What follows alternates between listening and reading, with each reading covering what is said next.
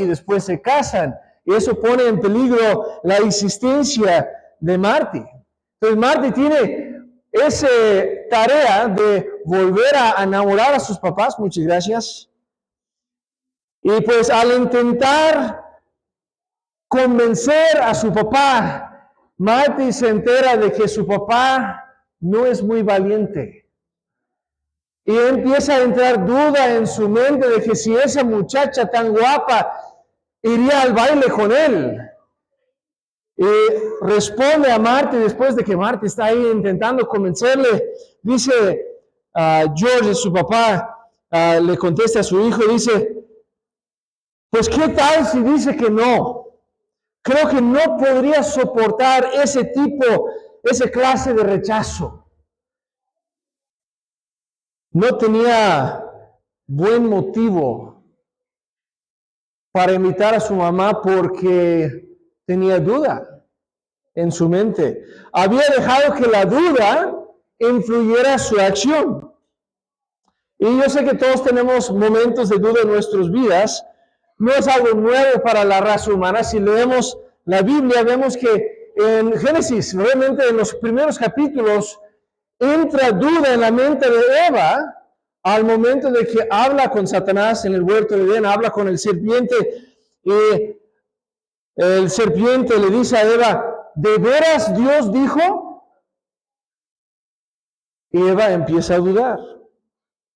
¿Qué tal? Hablan con Sarai cuando van a Egipto, y Abraham tema que pues le van a matar por causa de la belleza de su esposa y que la van a tomar como parte de las concubinas del faraón ahí de Egipto. Y Abraham entonces empieza a dudar y dice a Sara, su esposa, pues diles que eres mi hermana, que es una media verdad, pero duda de las promesas de Dios. Podríamos brincar en el tiempo a lo mejor y encontrar en los evangelios Juan el Bautista, el primo de Cristo, de Jesús, que seguramente había crecido sabiendo de que Jesús iba a ser el Mesías y que es el Mesías. Y Juan el Bautista desde la cárcel manda a uno de sus discípulos a preguntar de Jesús, oye, confirma, porque me ha entrado duda si de veras eras el Mesías. Entonces, la duda no es algo nuevo para nosotros, como la raza humana. ¿Quiénes de nosotros hemos tenido duda en algún momento en la vida? Y eso aún como creyentes. Hermano, yo les digo, tengo 35 años de creyente. Yo tengo 40 ahora, acepté a Cristo cuando tenía 5 años de edad. Y todavía hay días donde me entra duda. Y batallo para creer lo que Dios me ha dicho.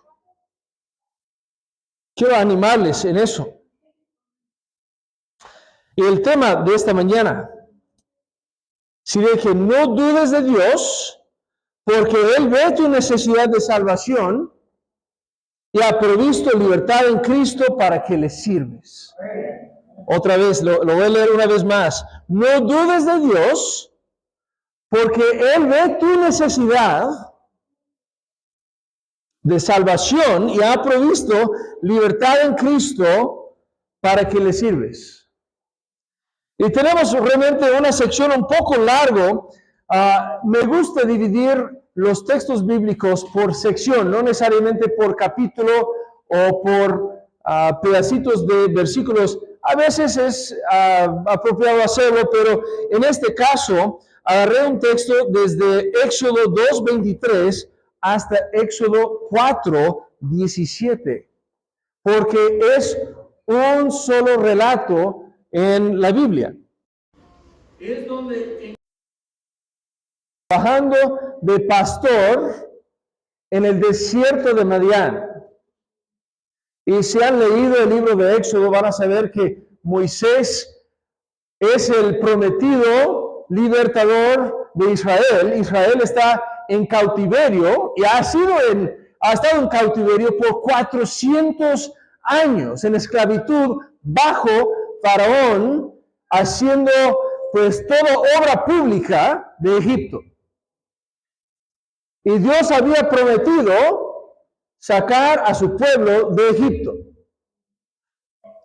Moisés entonces, pensando que pues a lo mejor era el libertador, ya que era el príncipe de Egipto, cuando su mamá había puesto una canasta con Moisés en el río Nilo, y pues la hija del faraón había sacado a Moisés del agua, por eso su nombre, lo saqué del agua, significa Moisés, y lo crió como su hijo en la casa del faraón, aún siendo israelita. Entonces Moisés, en sus propias manos, en su propia fuerza, intenta ser el libertador para Israel. ¿Y cómo le fue? Mal. Mató a un egipcio, y después él tiene que pagar las consecuencias. De hecho, empiezan a buscar la vida de Moisés. ¿Y qué tiene que hacer?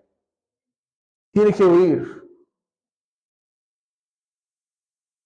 Y Moisés pasa después un tiempecito cuidando ovejas. Cuando me pongo a pensar en la vida de Moisés, pasó 40 años en Egipto, después huye por su vida, cruza el desierto y llega a Madián y empieza a cuidar ovejas en Madián, en la casa de su suegro, Jetro. Y lo interesante es que no es un tiempo, no estamos hablando de meses. Moisés cuida ovejas por 40 años. O sea, su tiempo en la mente de Moisés de pensar en que ha sido rechazado como libertador, ha sido pues rechazado de su papel real como príncipe, todo lo que había estudiado en la casa de Faraón, porque como hijo del rey tenía la mejor educación. Egipto se conocía por sus bibliotecas y su educación. ¿Han escuchado de la biblioteca en Alejandría? Eso fue en Egipto. Ok, entonces eso fue una de las maravillas del mundo antiguo. Moisés entonces estaba bien educado en Egipto. ¿Todo eso entonces era para nada? 40 años alejado del pueblo, 40 años alejado de su vida en Egipto. Y ahí es donde encontramos a Moisés. Pues creyendo que probablemente Dios ha terminado con él a los 80 años de edad. O sea, yo, como les había comentado, apenas tengo yo 40 años. Entonces, toda mi vida, Moisés había estado en exilio, pensando que Dios ya no tenía plan para él. Empieza a dudar de que Dios lo puede utilizar. Entonces, quiero que vayan conmigo a capítulo 2 del libro de Éxodo, 2, 23. Vamos a leer versículos 23 al 25. Dice, voy a esperar tantito hasta que busquen en sus Biblias. Éxodo, segundo libro de la Biblia, Génesis, Éxodo, capítulo 2, versículo 23. Y dice, y aconteció que pasado mucho tiempo, 40 años, ¿sí?, murió el rey de Egipto. Y los hijos de Israel gemían a causa de la servidumbre y clamaron, y su clamor a causa de su servidumbre subió a Dios. Oyó Dios su gemido y se acordó Dios de su pacto con Abraham, Isaac y Jacob. Y miró Dios a los hijos de Israel y Dios los tuvo en cuenta. Entonces, el pueblo de Israel estaba en esclavitud 400 años más otros 40. Dios no los sacó luego de esa esclavitud. Dios pone en marcha su plan después de sus 40 años. Y pues ahí en versículo 24 menciona un pacto. ¿Qué pacto era? Su pacto con Abraham, Isaac y Jacob. Entonces, van a recordar que en el libro de Génesis, eso sí es un tema muy importante. Abraham, Isaac y Jacob son los patriarcas del pueblo de Israel. Dios hizo un pacto, una promesa con ellos, que seguía con generación a generación. Y pues, ¿qué era? Que pues Dios iba a bendecir a Abraham, le iba a dar tierra, la tierra de Canaán, después es Israel. Pues le iba a dar mucha descendencia, decimos para recordar es la palabra semilla, entonces tierra, semilla, y después iba a ser una bendición para todo el mundo. Pues eso en el Mesías que iba a venir después, Jesucristo, porque en Jesucristo es bendecida toda la tierra. Entonces, el pacto abrámico es tierra, semilla y bendición. Esas tres cosas forman parte del pacto. Entonces vemos que Dios recuerda a Moisés de ese pacto aquí en versículo 24.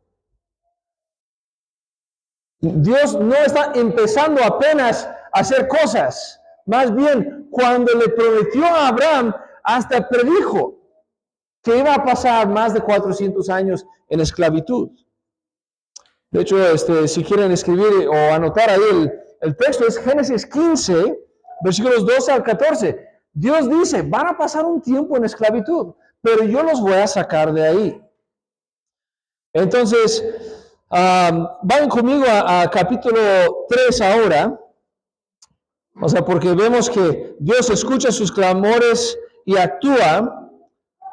Y en capítulo 3, versículos 1 y 2, dice así: y Moisés apacentaba el rebaño de Jetro, su suegro, sacerdote de Madián, y condujo el rebaño hacia el lado occidental del desierto, y llegó a Horeb, el monte de Dios.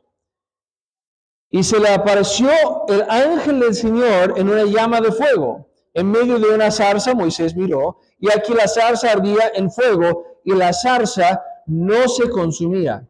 Entonces, Moisés, 80 años de edad, está cuidando sus ovejas, haciendo bien su trabajo. Llega a un monte, Horeb, de hecho, también lo conocemos como Sinaí, es donde Dios después va a entregar las 2 tablas con los 10 mandamientos a Moisés. ¿Ok? Entonces es el mismo monte, y pues ve una zarza, un arbusto que se está quemando. ¿Y cuántos de aquí tienen algo de tiempo aquí en Querétaro? Tienen 5 o 10 años aquí en Querétaro. La gran mayoría. A veces suceden los incendios aquí en Querétaro casi todos los días, ¿no? Algo está quemándose en la orilla de la carretera. Me acuerdo que cuando recién cambiamos de casa y empezamos a vivir donde estamos ahora, vivimos acá en este cerro que está cerca de aquí, en la orilla de Guanajuato. Habíamos apenas entrado a vivir en esa casa, fue la primera semana, y había un incendio, estaba corriendo por todo el monte.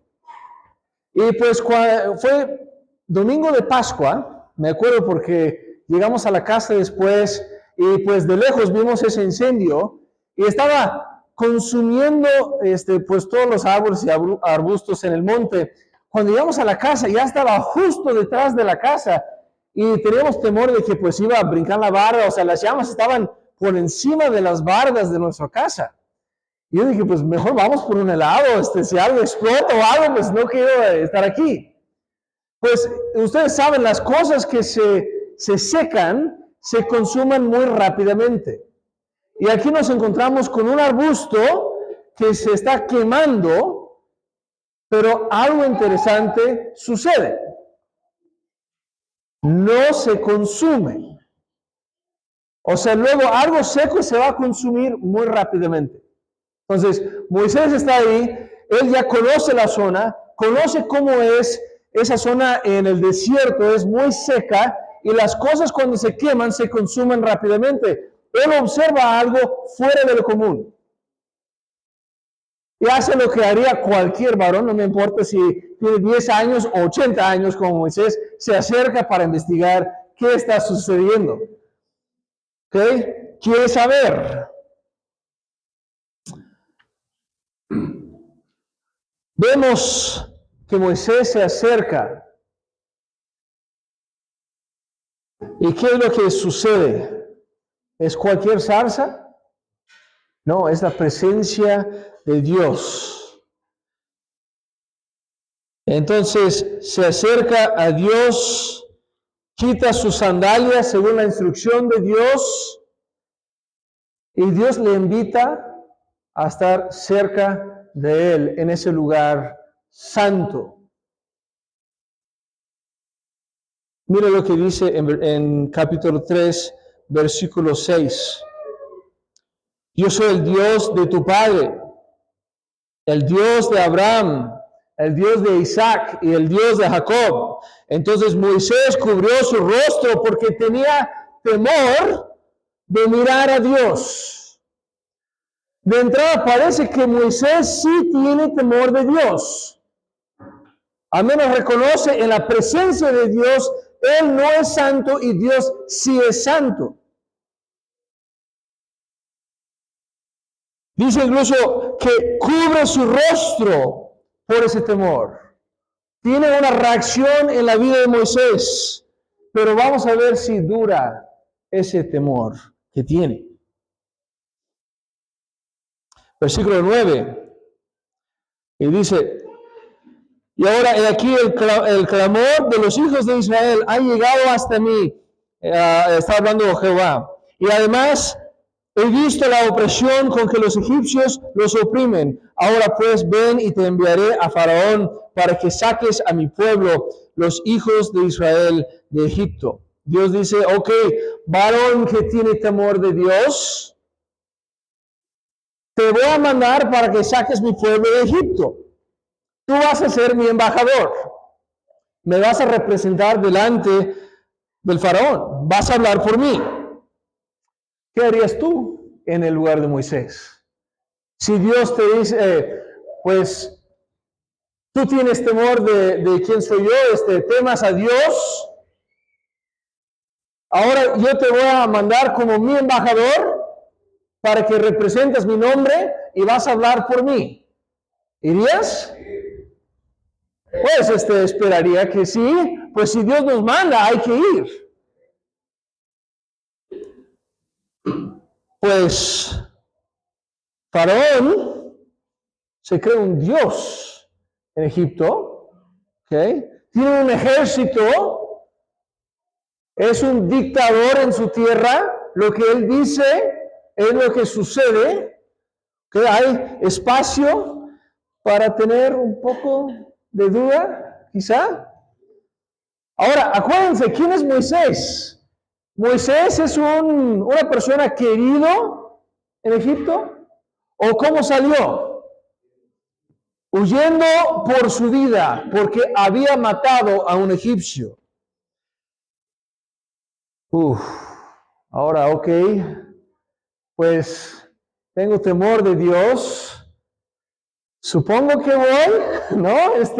Ya pueden ver la duda que Moisés podría tener al entender la tarea que tiene por delante.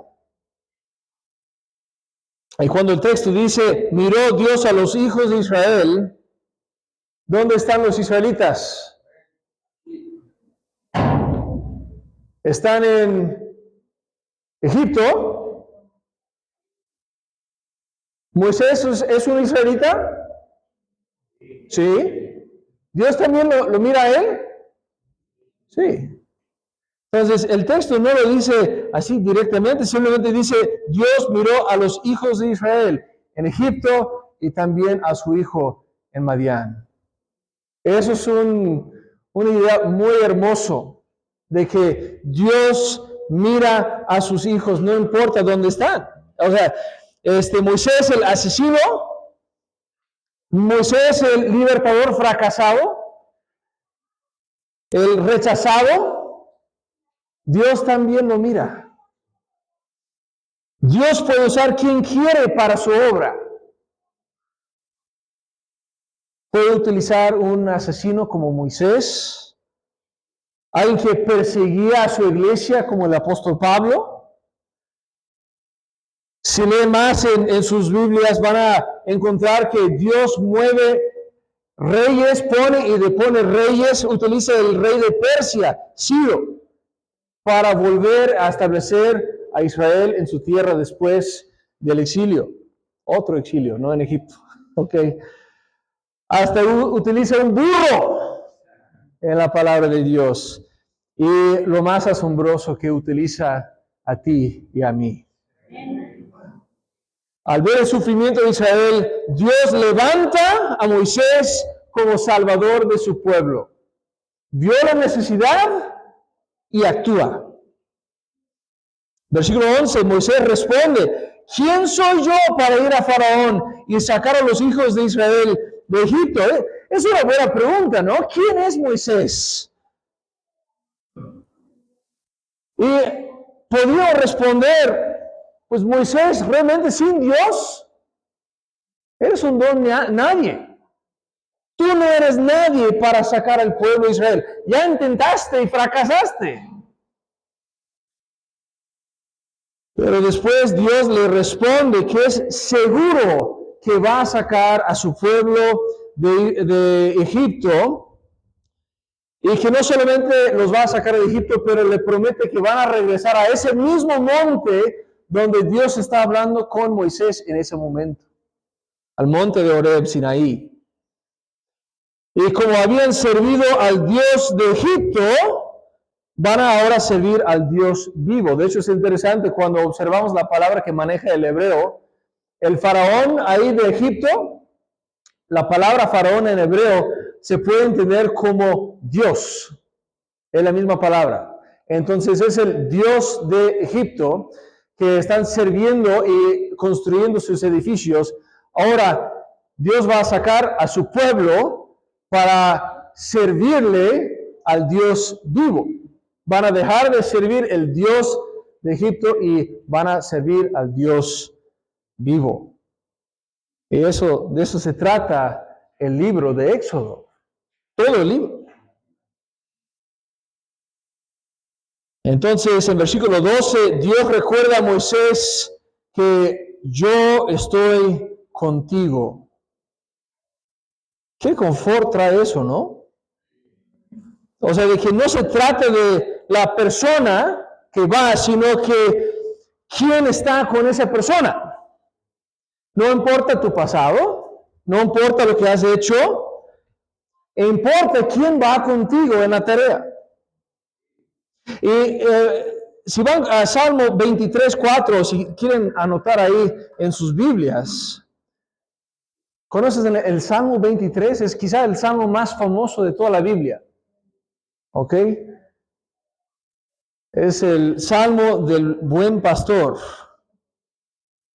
23:4 dice, aunque pase por el valle de la sombra de la muerte, no temeré mal alguno porque tú estás conmigo.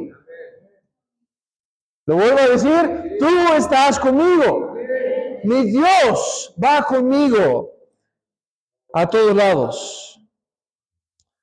Entonces, mis hermanos, si has sido salvo por Dios, no vas solo en esta vida. Dios está contigo.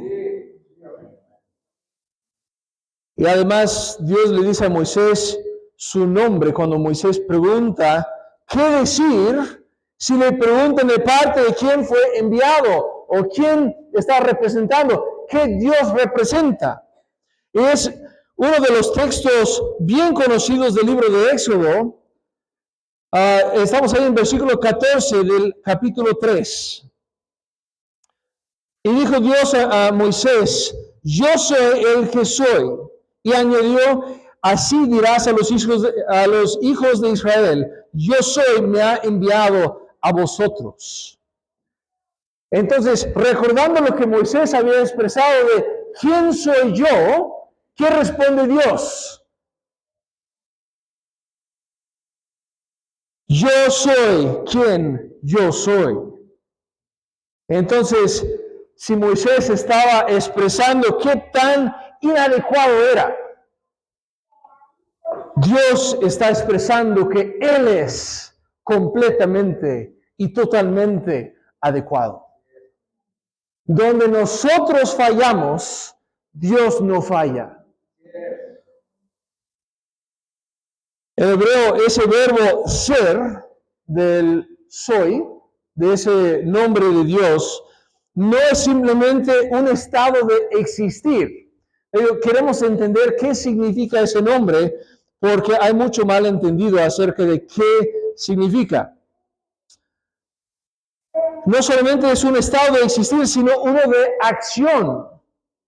Dios es quien tiene autoridad sin límites y permanece para siempre. No es el Dios que era, no es el Dios que será, es el Dios que es. Entonces no tiene principio y no tiene fin. Por eso es un nombre de acción que permanece para siempre y sin límite.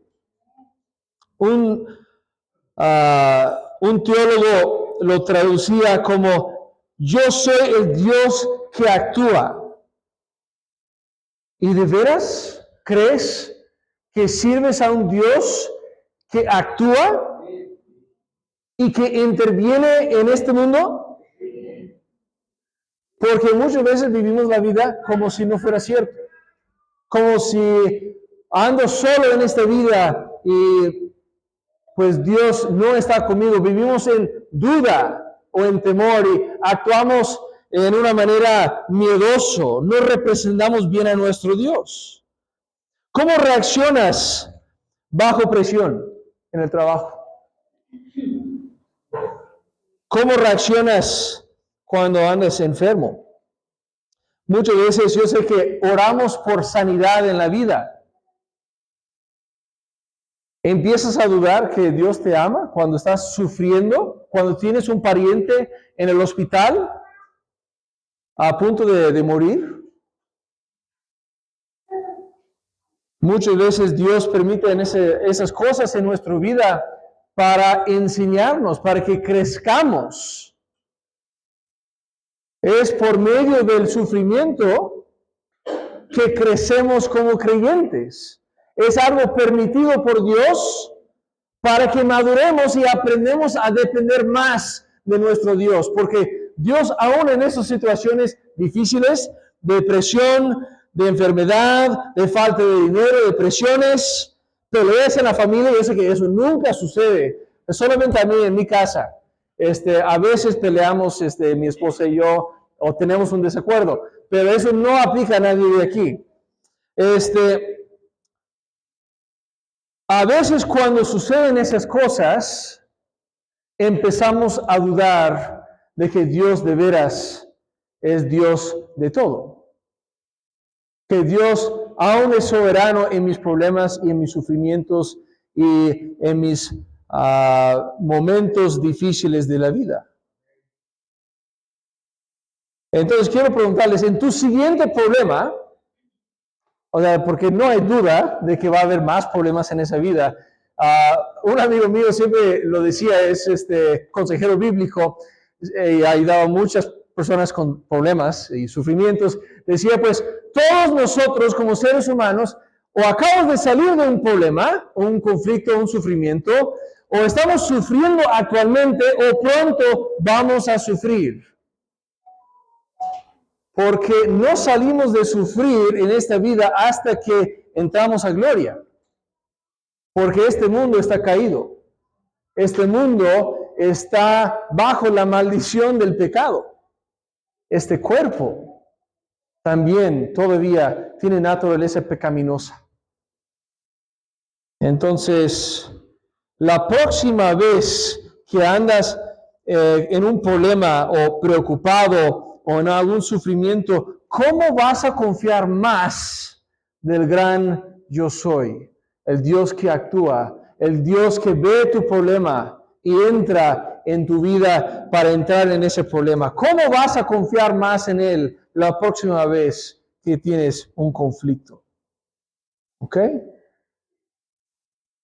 Si se van a casa solamente con eso, estamos por bien servidos.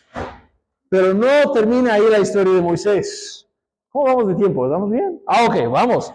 Ok, versículos 15 al 16, Dios menciona a Dios 2 veces más, que es el Dios del pacto. Interesante, ¿no? Ya lo había mencionado 2 veces en el texto.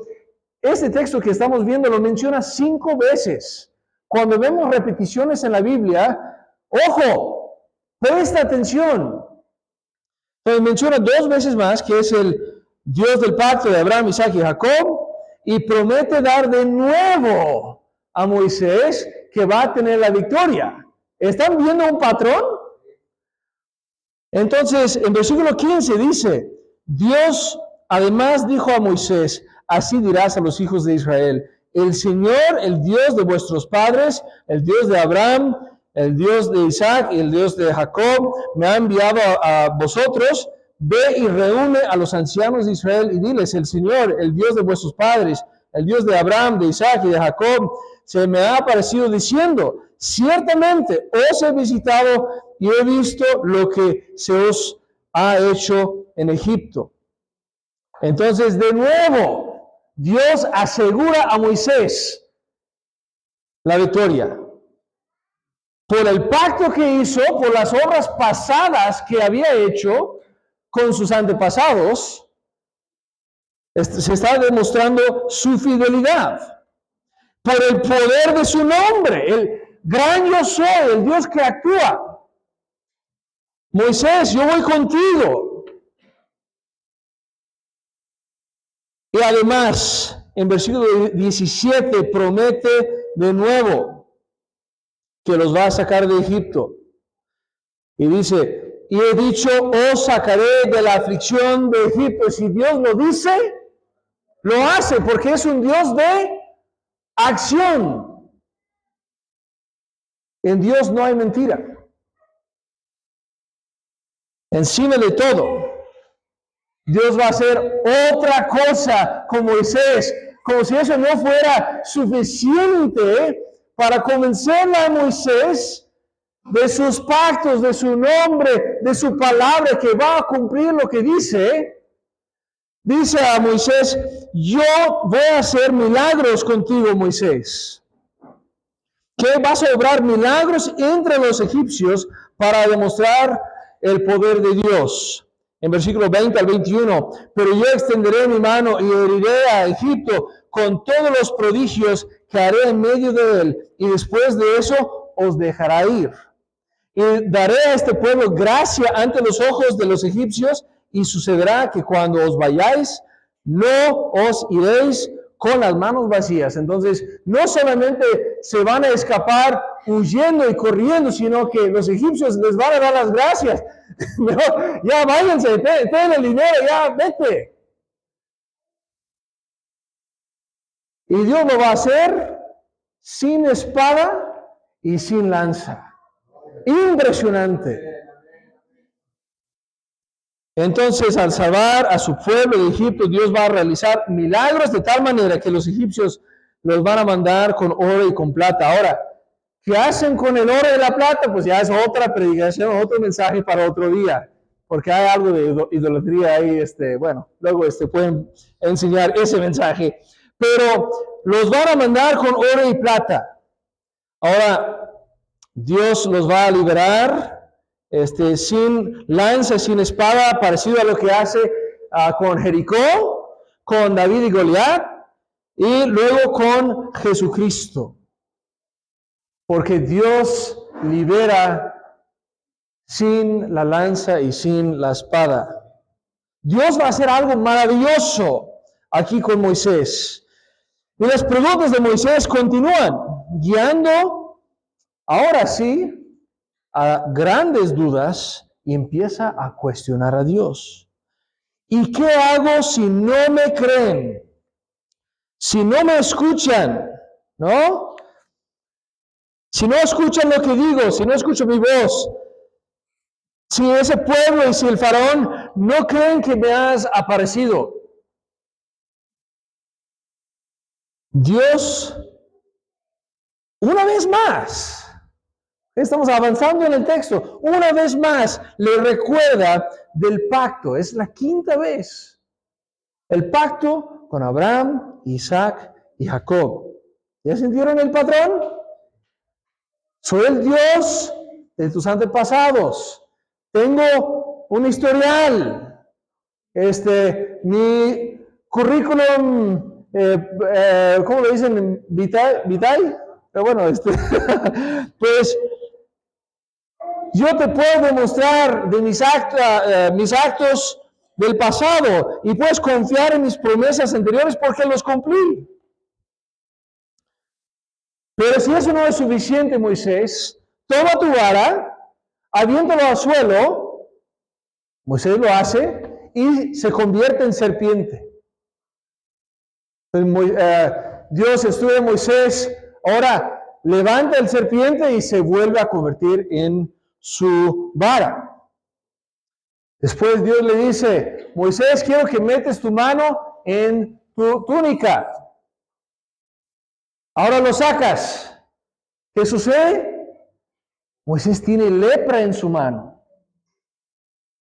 Moisés, no te voy a dejar así. Mételo de nuevo y saca de nuevo tu mano. Está limpio su mano. Y Dios le dice en capítulo 4, versículo 8, y acontecerá que si no te creen, es decir,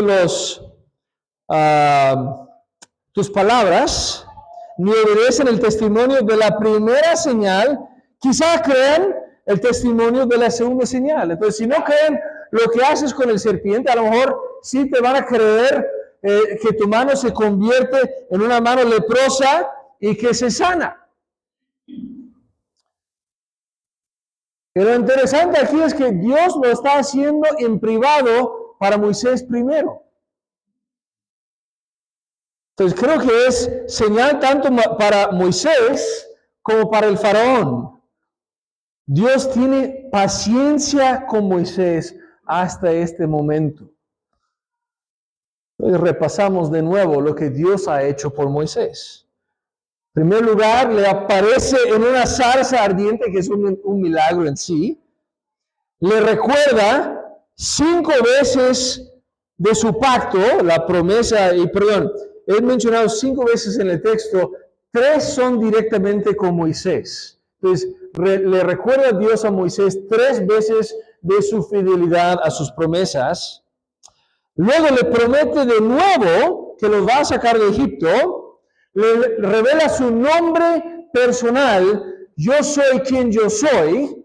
El Dios que actúa, el Dios sin límites, que es un Dios que luego hace milagros. Y Moisés, tú vas a hacer milagros en Egipto. Y no solamente eso, te voy a comprobar que hago milagros porque voy a hacer 2 contigo ahora mismo. Ahora sí, sabemos que Moisés va a entrar a Egipto ya como Rambo, ¿no? Ya listo para representar a Dios como su embajador, para representar ese Dios vivo, ese Dios poderoso, que puede sacar a su pueblo de esclavitud. Sí es cierto, ¿verdad? Versículo 10, mira lo que dice Moisés.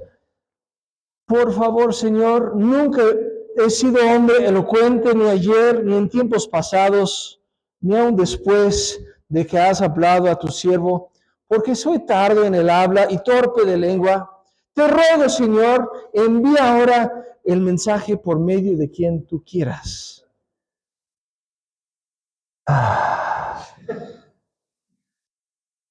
Dios no podría soportar ese clase de rechazo.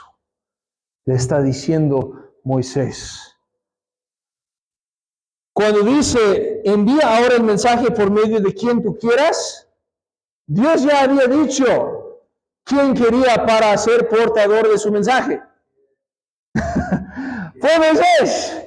Pero lo que está diciendo Moisés aquí es que manda a cualquier otra persona, Dios tú escoja, pero no me mandes a mí. Y es lo impresionante de este texto, que Dios le muestra una y otra y otra y otra vez de su poder, de su nombre, de que es un Dios que cumple sus promesas. Y las dudas ganan en la vida de Moisés. Entonces, a raíz de eso, Aarón es llamado por Dios, es el hermano de Moisés. Va a hablar por Moisés como su vocero. Y como resultado también leemos en el texto que la ira de Dios se encendió contra Moisés. Moisés no creyó a Dios, no creyó a sus milagros, no creyó en su nombre y no creyó en su promesa. Y hay un paralelo muy importante aquí. Es una sombra de cosas que Dios va a hacer en el futuro. Y creo que cuando leemos el libro de Éxodo, una historia de salvación, seríamos muy torpes de no observar que eso también aplica a nosotros en nuestra vida y en la salvación que nosotros disfrutamos. Porque Dios vio la necesidad del mundo entero, como Dios vio la necesidad del pueblo de Israel en esclavitud. Nosotros fuimos esclavos del amo de este mundo, del Dios de este mundo, dice Efesios. Éramos hijos de oscuridad, dice la palabra de Dios. Estuvimos sufriendo bajo la maldición del pecado y el reino de Dios de este mundo. Por eso había descrito al faraón como un Dios, porque así es como dice la palabra de Dios en Éxodo. Fue el Dios de Egipto.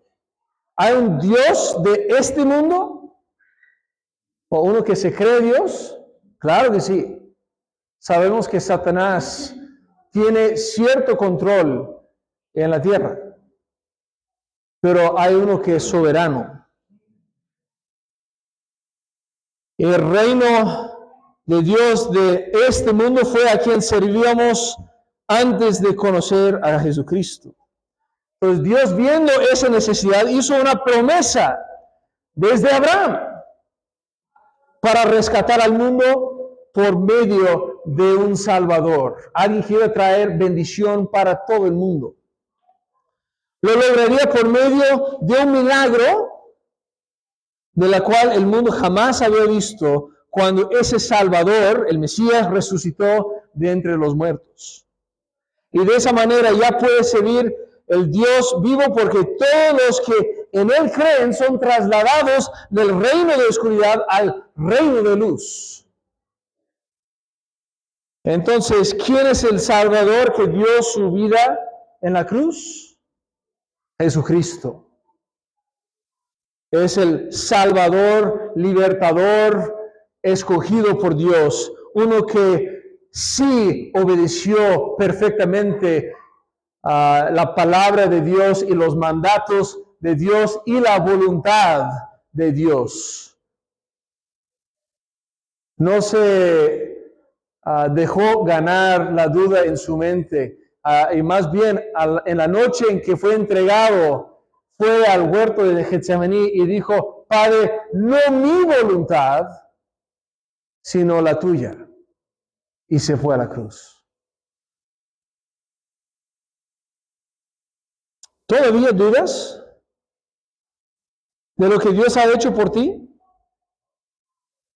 ¿Quién es el Salvador que dio su vida por ti? Cristo. Ya no dudes. ¿Cómo estás creciendo en Él? ¿De veras has creído que Él es dueño de tu vida, que va contigo en tu vida? Porque nosotros teníamos un problema antes. La ira de Dios se encendía en nuestro contra a causa de nuestro pecado. Y si no has creído en Jesucristo como tu Salvador, es un problema que todavía tienes. Porque solamente se resuelve ese problema de la ira de Dios en tu contra a raíz de tu pecado. El pecado es cualquier cosa que dices piensas o hagas en contra de la voluntad de Dios. Y todos en algún momento éramos pecadores. Todos pecamos, dice Romanos 3:23. Entonces, si no has creído en Jesucristo para salvación, la ira de Dios está incendiado en tu contra.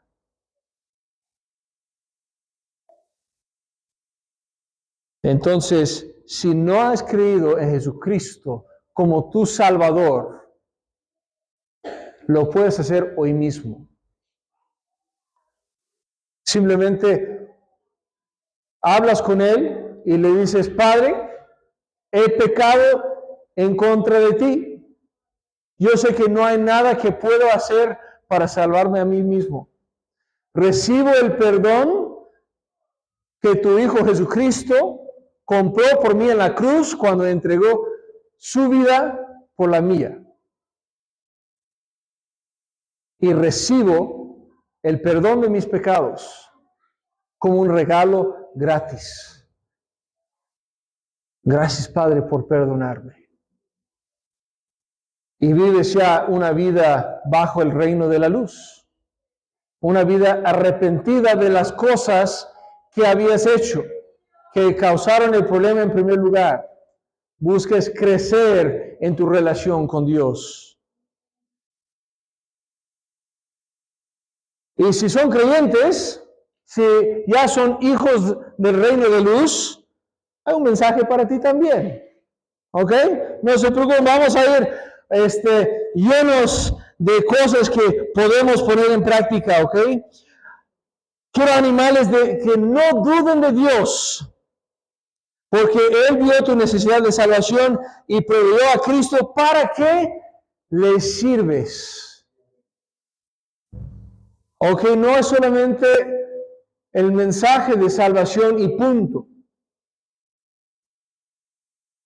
Dios te salvó para que le sirves. Igual salvó a su pueblo para que salieran al monte de Horeb, Sinaí, y que le sirvieran a Él, no al rey de este mundo. Entonces quiero preguntarles, ¿estás sirviendo bien al buen pastor? Él quiere usarte en su obra. ¿Sabías que Dios te ha llamado para ser un vocero como a Moisés? ¿Un vocero? Ok. Sí, ok. Bueno, si no sabía, pues déjenles explico. Somos llamados a ser voceros del mensaje de salvación. Según el Corintios 5:20 dice, por tanto, somos embajadores de Cristo, como si Dios rogara por medio de nosotros. En nombre de Cristo os rogamos, reconciliados con Dios. Entonces, cada uno de nosotros, si tenemos vida eterna en Jesucristo, somos llamados a ser embajadores de Cristo y el mensaje de reconciliación. Es decir, teníamos una relación rota con Dios anteriormente. Dios envió a su Hijo para restaurarnos y tener una relación adecuada ahora con Él. ¿Ok? Eso es reconciliación. Restaurar la relación rota. Entonces, el mensaje es reconciliados con Dios. Es mensaje para todo el mundo. Mensaje que he repetido también en Mateo 28, versículos 19 y 20. Y pues hacer discípulos de todas las naciones, bautizándolos en el nombre del Padre y del Hijo y del Espíritu Santo, enseñándoles a guardar todo lo que os he mandado. Y aquí yo estoy con vosotros todos los días hasta el fin del mundo. Entonces, eso fue el último mandato que dio nuestro Señor Jesucristo antes de que se fue al cielo. Muchas veces leemos ese texto en Mateo y observamos, pues parece ser varios mandatos del texto. Hay uno solo en esos dos versículos. El mandato de Jesucristo es hacer discípulos. ¿Estás discipulando a alguien? ¿Estás capacitando a alguien en cómo seguir a Cristo? ¿Quiénes son tus discípulos? Dios te ha llamado como instrumento suyo para que le sirves. Entonces quiero preguntarles, ¿le estás sirviendo? Y si tu respuesta, no les voy a pedir que respondan en voz alta, si no están sirviendo a Dios y si no están evangelizando y discipulando a las personas, ¿qué vas a cambiar entonces esta semana? Si no sabes cómo evangelizar, ¿qué puedes hacer? Aprender cómo evangelizar, cómo compartir las buenas nuevas. Sería paso 1. Si no saben cómo discipular, ¿ok? Es hora de que seas discipulado. Entonces, tú puedes ir con alguien que sepa un poco más de ti y que te enseñe.